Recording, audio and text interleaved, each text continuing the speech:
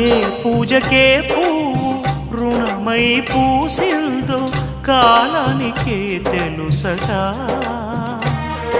ఆ కాలం కనుమూస్తే కలగా చెరిగేది జీవితం ఒకటేనట. సవతిగా కాకుండా చెల్లిగా నన్ను చూసి తల్లిని చేశావుగా.